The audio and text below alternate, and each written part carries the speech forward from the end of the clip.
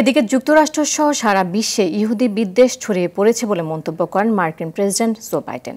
এ বিষয়ে যুক্তরাষ্ট্রের মিশিগান থেকে জানাচ্ছেন সহকর্মী কামরুজ্জামান হেলাল। ভয়াবহ আকারে ইহুদি বিদ্বেষ ছড়াচ্ছে বলে মন্তব্য করেছেন প্রেসিডেন্ট জো বাইডেন। গতকাল হলোকাস্ট রিমেম্বার্স ডে উপলক্ষে এক ভাষণে এমনটা বলেন প্রেসিডেন্ট জো বাইডেন। তিনি যোগ করেন, বহু লোকই এখন হলোকাস্টের ভয়াবহতাকে অস্বীকার করছে, ছোট করে দেখছে বা যৌক্তিকতা খোঁজার চেষ্টা করছে। ইসরায়েলের উপরে 7 অক্টোবরে হামাসের হামলার কথা যারা ভুলে গেছেন তাদেরও নিন্দা জানান বাইডেন, এবং বাইডেন বলেন ইসরায়েলের উপরে হামাসের আক্রমণ ছিল নিষ্ঠুর।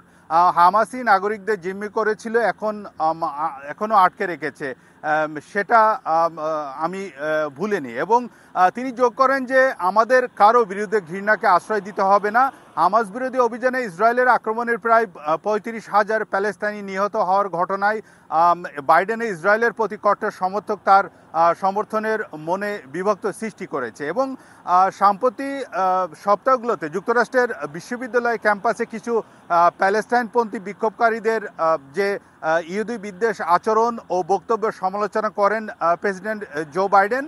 এই প্রসঙ্গে তিনি বলেন যে কোনো সংখ্যালঘু কমিউনিটিকে বলির পাঠা বানানো বা দানবীয় করে তোলার সমস্ত সংখ্যালঘুর প্রতি হুমকি। এবং ইউএস ক্যাপিটাল ইউএসের হলোকাস্ট মেমোরিয়াল মিউজিয়ামের বার্ষিক স্মরণ অনুষ্ঠানে তার ভাষণে ন্যাচি শাসনের অধীনে ইহুদিদের উপরে যে হওয়া নিষ্ঠুরতা তুলে ধরেন তিনি। এবং দ্বিতীয় বিশ্বযুদ্ধের শেষ হয়ে যাওয়ার সঙ্গেও ইহুদি বিদ্বেষ শেষ হয়ে যায়নি উল্লেখ করে বাইডেন বলেন যে ইহুদিদের প্রতি বহু প্রাচীন এবং বিদ্বেষ হলোকাস্ট দিয়ে শুরু হয়নি বা দ্বিতীয় বিশ্বযুদ্ধের আমাদের বিজয় দিয়ে শেষ হয়নি।